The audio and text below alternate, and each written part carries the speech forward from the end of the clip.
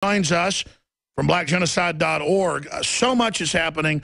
So much is going on. But this tragedy also serves as a juicy distraction while they're ramming through open borders, while they're ramming through TPP, while Europe's collapsing. I tell you, perfect timing, Reverend. Absolutely, and certainly it goes beyond this young man. This was very strategically done, and sure enough, he knew that indeed the intent was for a race war, and he certainly picked the right place, the right time, the right state, as I stated yesterday, due to the Walter Scott issue. That was the clearest violation of a man's rights under the custody of the police. And so they picked that particular state. This is really getting very intense, and I'm praying so far. You knew there was going to be a lot of rhetoric that came out of this. But as you said, it is a major distraction. You can't ignore what has happened, though. But it appears that the agenda of government, as you have pointed out, is going full steam ahead. And so really, it is a time for saintly people to say enough's enough. And hopefully we can have healing out of this situation. But that young man, it was a dastardly act, but he's a victim too. And I know many people will not agree with what I just said. I think he was used. I think he was abused and used, and created this horrific incident. But let's not just stop with him and feel it's just an isolated. I would pray it's an isolated incident, but it was just the timing and his language, and I'd love to find out where he was reading. Listen, I'm pretty smart and well read. I couldn't come up with this. I mean, like you said, you've got a really deep knowledge of history about all this. When you looked at the angles, it all crystallized. You can just see the whole thing perfectly scripted, everything. Oh, yeah, it was well done. I give kudos to them. Well done, well timed. And you're coming up on the summer months. Give me a break. And even in Baltimore, they're still talking about they really don't know if it's subsided yet because we're coming up to the summer months. This is really sad. You know, the church really has to be salt and light right now.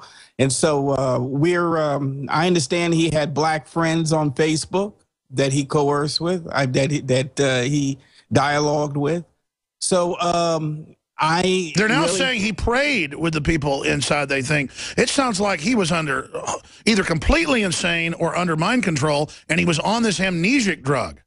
Yes, that's exactly. I agree with that. I'm not, as far-fetched, for some who may hear this, may feel, but you got to understand a lot of the, we still don't know about Martin Luther King's assassination. We don't know about many I've had his lawyers on. I mean, I've had all the people on. I mean, clearly that was a setup. Yes, and so, and most society feels it stopped at Earl Ray. You get frustrated with people sometimes because they really have to objectively look at it and not get so emotionally tied into it. But right now only, and I hope, I know I'm giving somewhat abstract responses and what the answer to this is, but it is unquestionably a spiritual one at this point. It is. Stay there, Reverend. Come back and give us your ideas on where this is going, how we can avert major destabilization. But from a jail cell with two people in combat tactical gear, which you would never have in a prison or a jail cell, a woman in a commando outfit, all of this is like out of central casting or something. There's a blow-up of his face while he listens to the judge. We can back out and show you the police in military gear, one black cop and one looks like a female, an elfin female. I just say that because I can't figure out if it's a man or a woman. I think it's a woman. And nowhere do you have people in tactical gear, but it's all part of this theater. This whole thing is so Orwellian that he's there and doesn't look as insane as he did in some of the other photos and earlier. But this is truly sickening, and we'll probably never find out what's really behind all this, but something stinks. Reverend Childress is our guest, blackgenocide.org. Regardless, this is a big distraction. We have to cover it, though, to respond to it. I just hope that it doesn't trigger more copycat events by, quote, either side. This is meant to make people go into sides. What are other observations, Reverend? Well, it's right now, if you're watching the news, that the clergy are now taking precautions in their services, basically, which will heighten the hysteria, I believe. But they're planning broader means of safety for the congregation. I think that should be done in this day and age anyway. But the fact of the matter is it's all being done at this same time due to this incident. I don't know how this is going to play out, simply because I don't really know how the church is really going to respond to this particular atrocity. And here's why I say this. I really appreciated the brothers down there in Florida when the case where, the young man, oh gosh, I'm losing it. Trayvon Martin? Yes, Trayvon Martin. The church responded very quickly, and they made every effort to defuse any racial tension within the churches and within the community. That was outstanding. In the South Carolina case, I give kudos to the police chief there and those officials. They immediately charged him with murder, immediately. Now, here you have an incident with this young man, basically, and, it could get to the point where, as Al Sharpton says, this is the new low in racial hatred in America. I don't know how that's going to be taken. I don't know if that's type of language is going to continue instead of it's something that's going to heal the people. Well, we know this. If Al Sharpton and others go in there with their regular incendiary rhetoric, this could get bad. Exactly. So, I used to feel that America could get past this point we're at right now, but the reason why the tension is because everything now is being done deliberate. This is deliberate. I don't care what anybody says. This is deliberate, and only cooler heads must prevail. Only the salt and light of the church must step up. And we must also, as you've been stated earlier, America's most egregious sin is that we do kill the innocent. The shedding of innocent blood pollutes the land.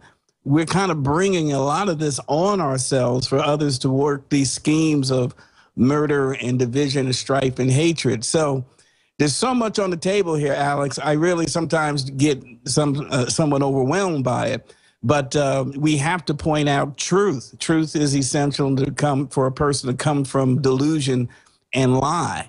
So the church really is the only institution I see right now that can step up. I agree with you. We're going to go to break in a moment with a long segment coming up. I want to come back and get into Obama's comments blaming the Second Amendment. But let's go ahead and play a clip from ABC News where his friends are saying, no, he wanted to start a race war. Here's the clip. A fresh-faced accused killer. Dylann Roof hands behind his back a bulletproof vest just hours after his arrest. Silent as he's asked, why did he do it? Dylann, what do you have to say? Just 21 years old, friends say Roof's alleged plan was 6 months in the making. Today, this friend since childhood telling me Roof had a deep hatred of black people. He wanted segregation. What did he want to see happen? How was he going to do this? I think he wanted something big like Trayvon Martin. He wanted to make something spark up the race war again. In this photo, flag patches on Roof's jacket, one from apartheid-era South Africa, All right, that's enough. I mean, this is pure idiocy to all the people that have some mythical race war idea. All you're going to do is bring in martial law and a globalist takeover, you idiots. This is so stupid. We'll be back with Reverend Childress on the other side. I mean, are we this dumb to be played against each other like a bunch of idiots? So stupid. We're on the weight of evil. And I've been on here 20 years. I've been politically involved 25 years. I have, I think, good sixth sense, discernment, whatever you want to call it. And I'm not trying to be negative here, but I just feel like, and we see it manifesting, and we see evil moving on every front, but I feel the evil increasing. And I feel it's lust to hurt innocent people. And it's just sickening the spectacle of having to look at this whacked out 21-year-old and hear about these people he murdered at church and how he did it so dishonorably and sickeningly and treacherously. And it's done to shock the conscience, while the globalists commit all these incredible crimes like arming Al-Qaeda and ISIS to kill Christians by the hundreds of thousands all over the Middle East. And it's not even in our news. That's what's sick, is that they use our conscience. They use the fact that we have soft hearts, pink hearts, that we love God, that we're bitter clingers, that we don't want to hurt anybody, that we don't hate people. You know, I run into racist in people. Believe me, you could have black racists, white racists, Hispanic racists, whatever. It's all just tribal stuff. And they'll think, like, behind the scenes, and, hey, you're racist too, you know, like make a racist joke. And they're just like, no. And they'll say, but they're racist. And I'll say, not all of them, and I'm not going to stoop to that level. It's not because I'm on some high horse either. This is what controls us, is all this tribalism. It's how the British Empire controlled people. It's how the Romans controlled people. We either transcend this, folks, or it's over. They didn't kill Malcolm X when he was running around calling for violence. When he stopped calling for it is when they killed him. That's why they killed Martin Luther King, because he had moral authority. And that's why they made up a bunch of stuff about Martin Luther King from both political sides to confuse the issue, is because they don't want us to have a stable world, because in a stable world, it's based on what you produce and what you stand for and how good your word is. They want it to be on race. They want it to be on who your daddy was. They want it to be, that's what royalty is. That's what the Clinton family and the Bushes are. It's the same thing. The problem is they hype race up enough, you got to watch out when you're in the wrong neighborhood. And black folks got to watch out when they're in the wrong neighborhood. Because even though it's a fraud, it becomes real because they put it out long enough. And then even if you don't want to dislike people, you still got to look out. If you're black, if you're white, if you're Hispanic, they've got us all, women against men, men against women. You can see them. In fact, I never got to it with Father's Day coming up. I want to play and get Children's take on this.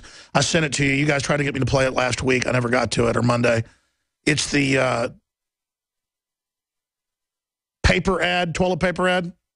Yeah, Angel Soft ad, where it's like, no, we're not going to think dad, mom. My mom was my dad. Now that everybody's basically single parent, half the country or more, now to just say dads are good. No, you're not good. There isn't a good dad. Now dad's just existing is bad. Angel Soft ad, which disparages fathers, gets huge negative backlash. Well, you take out the father, folks, you took out the whole family, and they've done it. We're going into such bondage. In every slave culture, men could not be fathers, and they were kept out, dumbed down, whether it was white slaves in Rome or black slaves in the Caribbean or the U.S.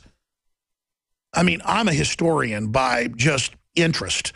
I've read more history books than most historians, because most historians just specialize on one area. And I just see them playing us, and I don't like being a chump. I don't like being played. I don't like it. I don't like being a loser. I don't like my kids growing up in a world like this that gets worse, not better. I'm going to go back to Childers because I'm ranting and I invited him on, and then but he's pretty much speechless today too, and he's usually not, because I get it. I'm going to see if he agrees with me. There's this weight. I really feel evil increasing right now, and Ron Paul's talked about it some. We're going to play a clip of him warning today. It's up on Infowars.com that, well, I'll just let you hear it in his own words. I'm not going to belabor this. I'm too freaked out because this shooting is just icing on the cake right now. Everything that's going on. I mean, war with the Russians building, our government publicly funding Al-Qaeda and ISIS. It's just robots replacing humans everywhere. All the announcements being made. It's Twilight Zone. It's Twilight Zone. But it's really happening. But I'm just too exhausted to do some big pitch. We've got amazing, known, concentrated organic herbs in the Liver Shield at InfoWarsLife.com. Most livers are toxic in this environment, even if you don't drink. And you can just take it daily, and it helps flush out your liver. I mean, it really works, too. So don't drink if you're taking it. I'm just going to tell you right now, because if you drink when you take it,